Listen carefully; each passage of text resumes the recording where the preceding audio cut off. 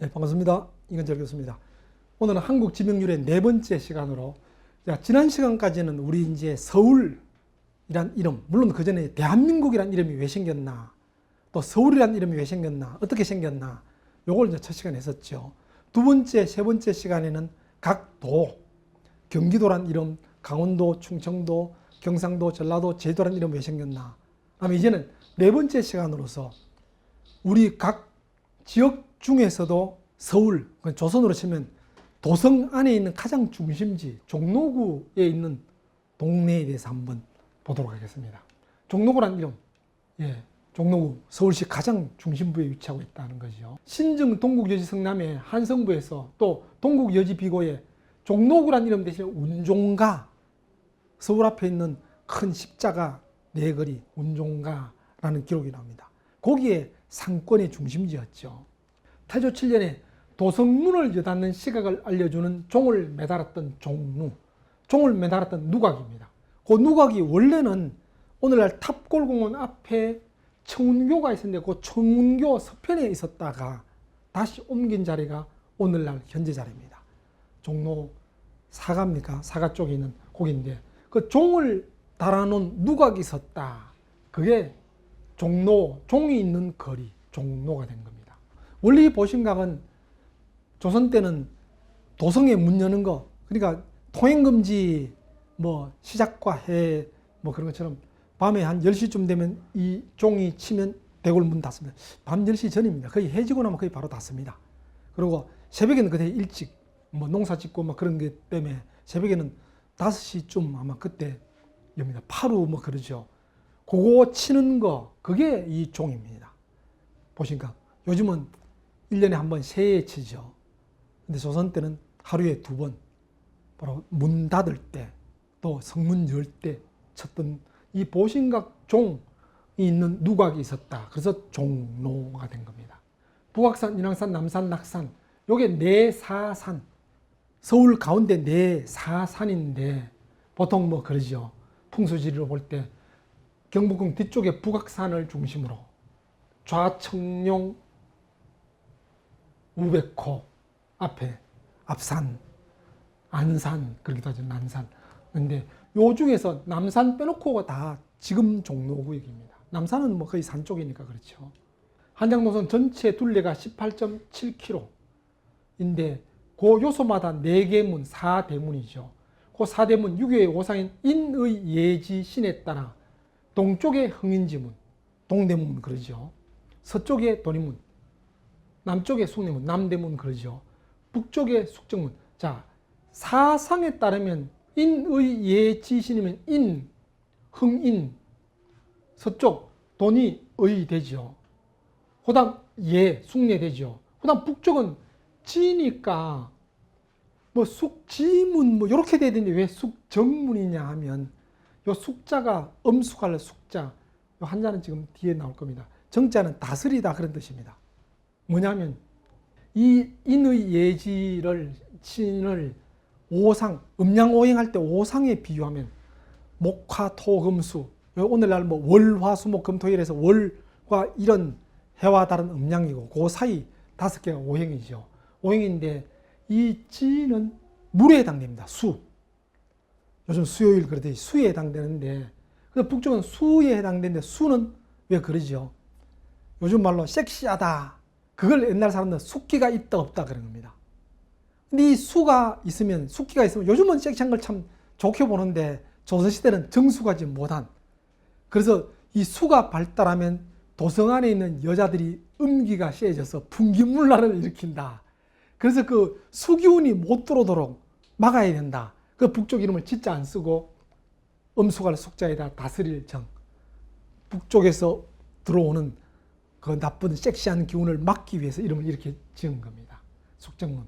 그렇게 되고, 그렇게 인의 예지까지 되고 마지막 신이 보신각, 가운데 신자죠.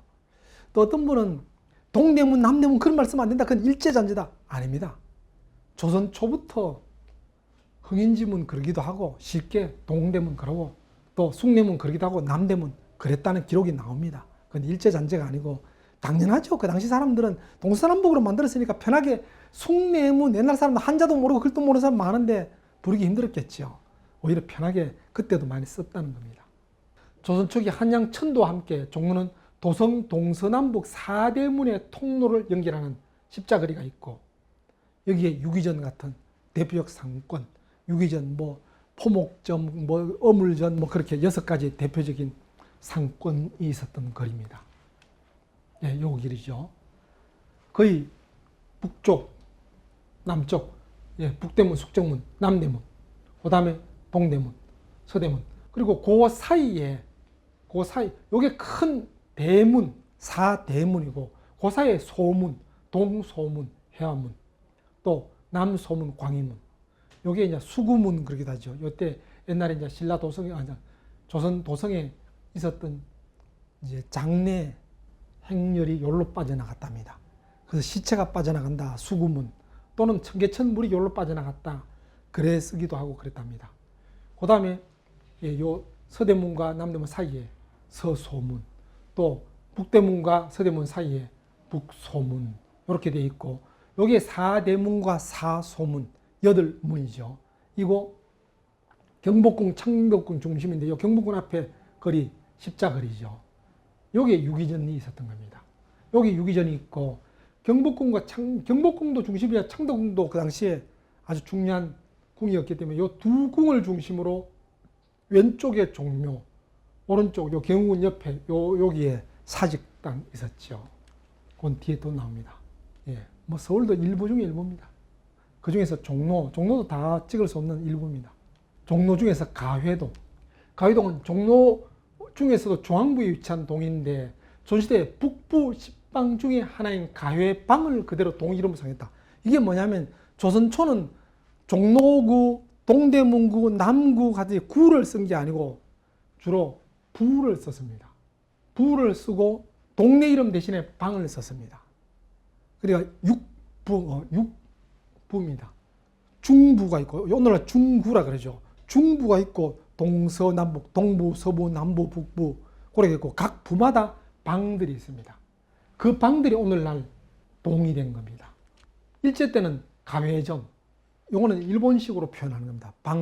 요즘 동 대신에 그때 옛날에는 이제 가회정, 일본 일명칭을 그렇게 쓰다가 해방 이후에 가회동이 됩니다. 가회동을 이룬 조선시대 자연불학 중 홍현은, 그 가회동 중에서 홍현, 약간 고개인데, 거기서 붉은재, 그걸 한자로 써서 홍현 그랬고, 동곡은 붉은재 동쪽에 있다, 동골이 동곡이 되고, 또 맹현은 맹사성과 맹사성 형제가 거기 살았다. 그 형제가 살았던 고개다.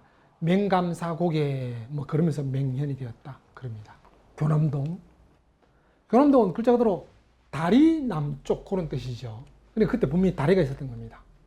지금 교남동에 돌로 만든 다리가 있었는데, 그 다리 남쪽이 교남동, 다리 북쪽은 교북동이라 했다는 겁니다. 한경지락에는 석교, 돌다리라 되어 있고, 대동지지에는 초교, 그냥 풀로 엮은 나무와 풀로 엮은 다리다, 그렇게 되어 있고, 또 서울 지도에는 석교, 아마 석교 돌다리가 더 맞았겠죠. 두 군데나 돌다리가 되어 있다니까. 그러다가 교남정을 했다가 46년에 다시 교남동으로 바뀌었다. 이 청은 아까 말씀드렸죠. 일제강점기 때는 여기 이제 동네 이름을 정으로 붙인 겁니다. 무학동은 종로구 서쪽 끝에 위치한 동. 중국 사신들이 아무래도 북쪽에서 올라오면 당연히 이쪽으로 오죠. 그거 지르는데 사신들이 오르내리던 무학현저 고개. 지금은 고개라 하기도 좀 하지만 그때는 제법 큰 산이었습니다. 그 무학현 아래에 있는 고을이기 때문에 그 고을 이름에 따라 현저동이라 했다가 무학현, 그다음 무학동이 되는 겁니다. 그 무학현은 아까도 말씀드린 것처럼 좌청룡 우백호라 그랬죠. 좌청룡이 낙산 쪽이고 우백호가 인왕산인데, 인왕산 줄기가 무학고개죠. 그러니까 인왕산 호랑이 그러죠. 그러니까 무학현에는 고개, 호랑이가 많았던 겁니다. 그러니까 거기 한번 넘어가려면 너무 사람들이 힘이 들고 잘못하면 죽으니까 사람들이 혼자 못 건너가고 호랑이를 피하기 위해서 여러 사람이 모여서 넘어갔다. 그 사람들이 모일 때까지 기다렸답니다. 그래서 모아제, 사람들이 모여서 넘어가는 고개, 모아제 하다가 그게 한자로 쓰면서 모아현, 무학현, 그렇게 바뀌었다. 그래 봅니다. 그 다음 부암동.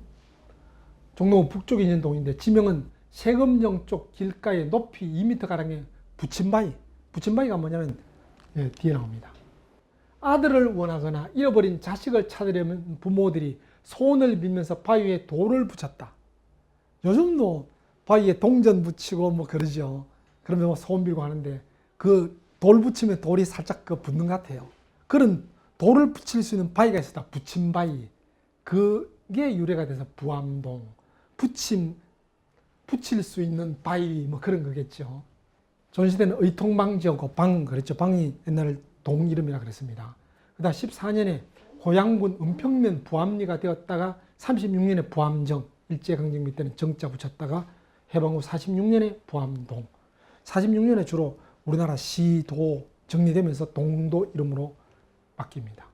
청와대와 가깝고 인왕산과 북한산 자락에 있으므로 녹지가 많으며 무교정사, 대원군 별장 등 7개 문화재가 보존되어 있기도 하다. 그 다음 사직동. 사직동은 종로구 서남 쪽에 위치한 동인데 지명 직접적 유래 당연히 사직단, 종묘사직 그러죠. 근데 실제는 종묘는 임금의 선조, 선대 임금을 모신 사당이 있는 게 종묘고 또 사직은 토지신을 모신 사당이 있는 게 사직인데 사직단인데 그냥 붙여서 종묘사직 그러면 왕조 그럽니다. 종묘사직이 망했다. 왕조가 멸망했다. 그런 뜻으로 쓰이죠. 근데 사직동은 당연히 그 사직단에서 유래한 겁니다. 조선 초 한양 도시계획 세울 때 주산 북악산을 뒤쪽에다 두고 경복궁 뒤에 두고 그 동쪽에 창덕궁이 있고 그 경복궁 창덕궁을 중심으로 좌묘우사 좌측에 묘는 묘지가 아니고 사당이죠. 사당묘. 오른쪽에 사당. 그렇게 원칙에 따라 창덕궁 남쪽에 종묘, 경복궁 서남쪽에 사직을 각각 배치했다. 현재 정부 청사, 서울특별시 교육청, 서울지방경찰청, 물론 뭐 중앙청 다 있다가 지금 세종시로 거의 넘어가고 요거 남아있죠. 사직단입니다. 사직단인데 사직단이 뭐 하는 데냐면 종묘는 역대 왕, 그러니까 뭐 태정태세 문단시에 그분들 모셔놓은 데가 종묘입니다. 그분들 이제 사당, 신주 제사 지내는 데고 사직단은 토지신에게 제사 지내는 겁니다. 토지신 또 곡식신에게 제사 지내는 게 사직단인데 원래 천제는 그러니까 천자죠. 보통 뭐 중국의 천자는 하늘에 직접 제사 지냅니다. 천제. 조선은 애석하게도 뭐 그렇죠. 중국과의 관계에서 제후국 수준이다. 그래서 하늘에 직접 제사 지는 천제를 못 지냈습니다. 나중에 그 정도 황제가 되고 나서는 천제를 지냈죠. 그때는 이제 조선 때를 계속 천제를 못 지냈기 때문에 대신에 하늘의 제사 못 지내고 땅의 제사 지냅니다. 그게 사직단입니다. 임금이 제사 지내는 땅에다가 토지신에게 곡식 뭐 잘 되고 뭐 풍년을 기원하는 그런 제사 지내는 곳이다. 그래 보면 되죠. 그게 지금 서대문 가기 직전에 터널 바로 옆에 있죠. 그래서 그 일대를 사직동이라는 겁니다. 그 다음 삼청동. 삼청동은 의외로 조선시대의 이름이 삼청동이라 하지만은 실제는 도교의 태청, 상청, 옥청 요 3이 모시는 삼청전 도교의 신전이 있었기 때문에 삼청동이라고 합니다. 조선시대 유교 사회지만은 그래도 조선에서 도교도 완전 베끼거나 있습니다. 정부에서 정식 인정한 소격서도 있고 막 그랬죠. 그러면서 이 삼청전 도교의 어떤 신의를 모시는 사당입니다. 거기서 삼청동이 유래했다는 겁니다. 또 다른 말로는 산과 물이 맑다. 산 맑고 물 맑다. 산청, 수청. 그래서 삼청동이다. 거기다 참 산 맑고 물 맑고 인심도 좋다. 산청, 수청, 인청. 천지인 그러듯이 산수인 세 개가 다 맑다. 그래서 삼청이라고 했다 하는데 이건 잘 모르겠습니다. 그 주로 정석은 이쪽입니다. 지금 청와대와 가깝고 국무총리 공간, 헌법재판소장 공간, 외교부 장관 공간 등 입지에 있어서 한국 정치 1번지 삼청동이죠. 그 다음 숭인동. 숭인동은 종로구 동쪽 끝에 위치한 동으로서 조선 초에 숭신방, 인창망, 옛날에는 방이라 그랬다 그랬죠. 부, 중부, 남부, 북부 있다면 각 부마다 방방방 있는데 그 방, 숭신방, 인창방, 거기서 숭인, 첫 글자 따서 숭신방이 된 겁니다. 숭인동이 된 겁니다. 거기에 이제 일제강점기 때는 숭인정으로 되었다가 43년에 동대문구에 편입되었다가 46년에 다시 숭인동으로 바뀌었고 75년에 종로구 관할이 되는 겁니다. 자, 그러면 오늘날 동대문, 흥인지문은 무슨 구에 속하겠습니까? 동대문구가 아니고 종로구에 속합니다. 예. 이 숭인동은 오히려 서울 도심에서 보면 흥인지문, 동대문 바깥쪽에 있습니다. 그러니까 숭인동까지가 종로구입니다. 숭인동 바로 지나 신설동부터는 동대문구입니다. 그래서 당연히 숭인동 안쪽에 있는 동대문은 종로구 관할입니다. 지금 현재. 임진왜란 끝난 뒤 명나라 요청으로 지어진 동관악묘, 지하철 동묘압역이 있죠. 그게 동묘압역이 무슨 뜻인지 잘 모릅니다. 심지어 동묘 거의 관심 없습니다. 예, 이건데요. 이게 동묘 공원되어 있는데 안에 이제 공원처럼 되어 있는데 안에 실제는 사당입니다. 사당인데 예, 이건 들어간 정문입니다. 거의 모릅니다. 오히려 이 동묘 안에 공원 안에 있는 내용보다 요 앞에 거리, 예, 만물상 거리 이게 유명해서 거의 뭐 주말 안에 평일 내도 미어 터지죠. 사람들이 지금 일부 찍혔지만 이쪽으로 쫙, 예, 이건 잘 아시는데 이건 거의 잘 모르시는데 이게 뭐냐 하면 관운장을 모신 사당입니다. 관운장을 왜 모시나? 이순신을 모시든지 뭐 을지문덕이면 모르겠는데 왜냐하면 임진왜란 때 명나라에서 우리를 도와줬죠. 그때 명나라 군인들이 물론 뭐 일반 병졸보다는 좀 장수 좀 됐겠죠. 이 장수들이 꿈에 종종 관운장에 나타났대요. 그래서 임진왜란 끝나고 나서 거의 뭐 명나라에서 조선에 압력을 넣었다기보다는 거의 돈 대주면서 관운장 사당을 세워라. 이게 동묘라 했으니까 동서남북이 다 세웠습니다. 서울 안에 동서남북이 다 세웠는데 다른 데는 지금 다 없어져 버리고 동쪽 것만 남아 있습니다. 동관왕묘, 동쪽에 있다. 관왕, 관운장을 관왕이라 그랬잖아요. 관왕묘. 그걸 줄여서 요즘 동묘 그럽니다. 요걸 따서 동묘 앞에 있는 역이다. 지하철 동묘 앞역 그러기도 하죠. 근데 이 관운장은 중국 사람들이 아주 존경을 해요.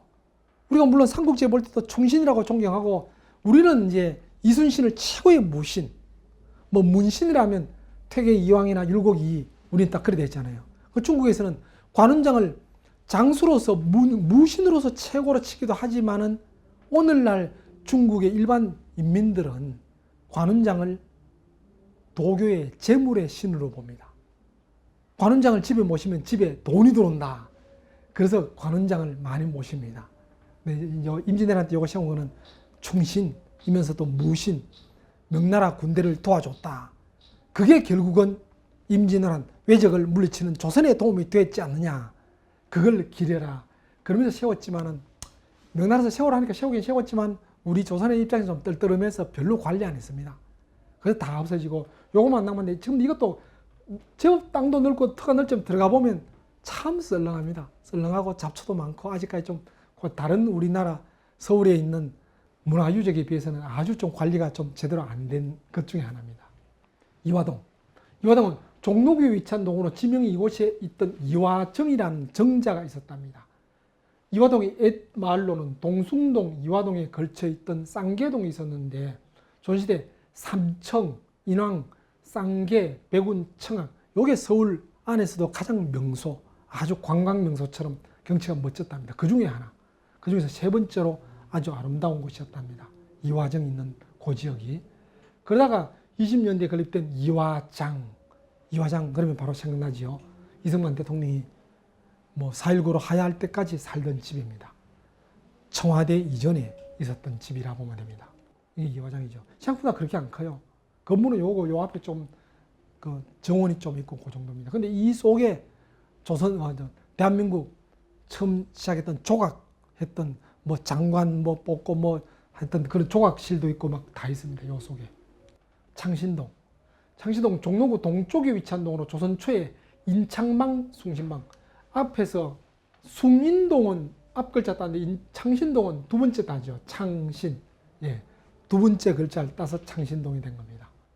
이성계가 조선건국하고 한성부의 행정관할구역 제정할 때부터 존재했으니까 이 창신동도 오래됐죠. 물론 그 당시는 창신방이었겠죠. 그 인창방, 숭신방입니다. 도성으로 진입하는 흥인지문, 쉽게 말해 동대문. 그 바로 옆에 있죠. 그래서 도성 들어가려면, 동대문 통과하려면 그 근처. 보통 이제 성문 근처는 아주 이제 사람들이 많이 살고 발달한 게 성문이 항상 열리는 게 밤에는 닫히니까 먼 지방에서 와서 좀 늦으면 거기서 인근에서 자고 새벽에 문이 열리면 다시 들어가고 그랬으니까 그 도성 근처, 대문, 사대문 근처는 나름대로 작은 번화가입니다. 그 중에 한 군데가 창신동입니다. 그 다음 청운동.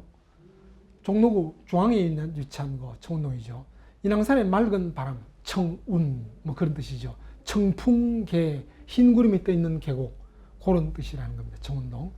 사소문 가운데 북소문 쪽인 창의문이 바로 옆에 있고 뭐 청운동 하면 한때 현대 정주영 회장 했을 때 정주영 회장의 뭐 청운동 본가 많이 쓰죠. 예, 정주영 창업주가 생전에 살았던 곳입니다.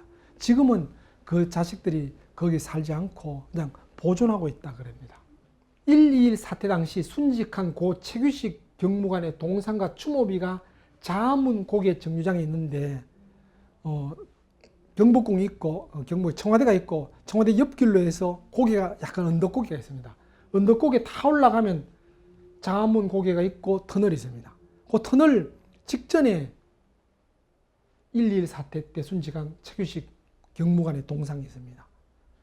이분이 종로경찰서장입니다. 총경인데 순직했기 때문에 경무관으로 추수한 겁니다.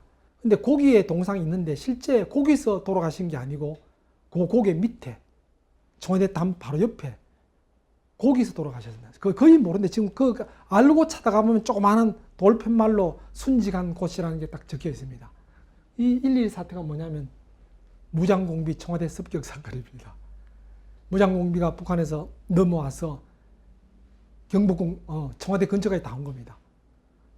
처음에 강원도 쪽으로서 넘어올 때 제일 먼저 만났던 강원도 쪽이 아니고 이제 경기도 북쪽이죠. 넘어왔을 때 산에서 나무꾼 두 사람을 만났답니다. 나무꾼 두 사람 만났는데 이 무장공비들이 이 나무꾼 둘을 죽이느냐 살리느냐 자기들끼리 막 회의를 했대요. 우리는 뭐 그 당시에 무장공비 그러면 뭐 머리에 뿔 난 줄 알고 막 그러잖아요. 무자비하게 죽일 건데 그게 뭔 소리냐, 죽이냐 살리냐 의논이냐 그냥 죽이지. 공산주의자들은 자기들과 같은 노동자, 농민들은 자기 편이라고 봐줍니다.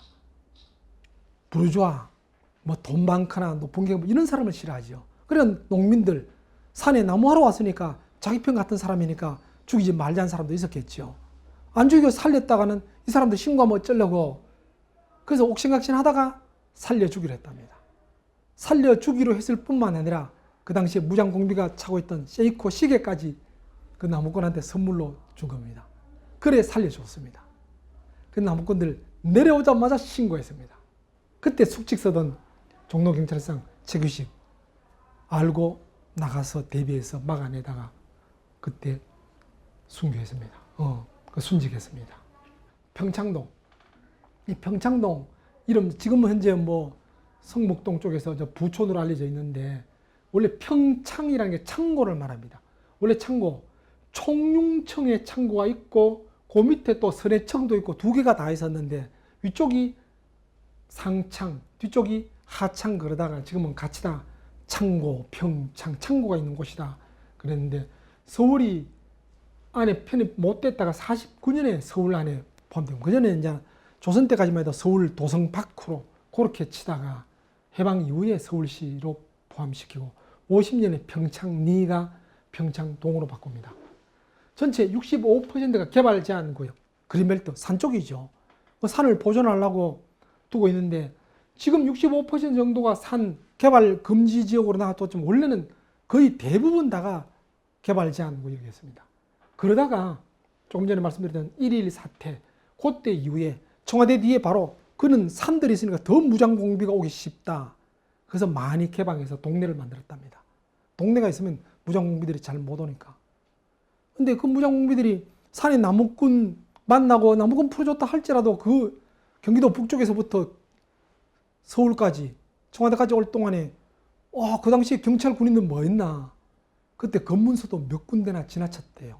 몇 군데 지나쳤는데 새벽에 전부 다 군복, 계급 없는 군복, 무장공비들이 군복 입고 오는데 검문소에서 올 때 검문에 누구냐 했을 때 우리 특공대야 그랬더니 그 당시에 다 통과시켜줬답니다. 그렇게 서울까지 들어왔던 겁니다. 청와대 옆에까지.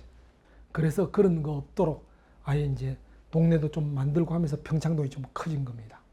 해화동, 지금 뭐 해화역이 있죠. 그러니까 해화동 명칭 그 위치 어딘지 아시겠죠? 종로구 동쪽에 있습니다. 예, 태조 5년에 그때 사대문 사이에 사소문이 있었다 그랬죠. 그 사소문 중에 하나가 해화문입니다. 그 해화문 때문에 해화동 그러죠. 원래는 홍화문이었는데 창경궁 동문을 홍화문이라 바꾸면서 만들면서 똑같은 창경 궁궐의 문과 이름이 같으면 안 되니까 홍화문 대신에 해화문으로 바꾼 겁니다. 그러다 이제 도성 동쪽에 있으므로 동소문이라고도 불렀다. 그리고 그 해화동 안에 성균관, 조선 최고의 학부죠.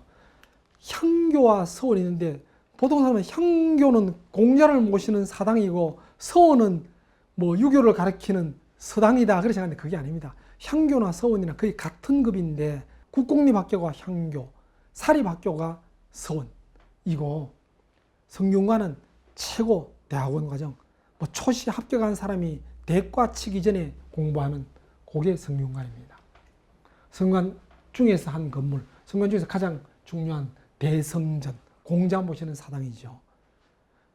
여기 이제 은행나무들도 있고, 원래 뭐 꼭 이제 서원도 그렇고 향교도 그렇고 성균관도 그렇고 은행나무들이 꼭 있는 거는 공자, 옛날 공자 집 앞에 큰 은행나무 두 그루가 있었대요. 그래서 여름 되면 그 은행나무 그늘에서 제자 가르치고 했답니다. 그래서 이제 꼭 서원 같은 데는 은행나무를 상당히 중시하는데, 그래서 이제 요 성균관 있고 요 옆으로 쭉 올라가면 성균관 대학이 있죠.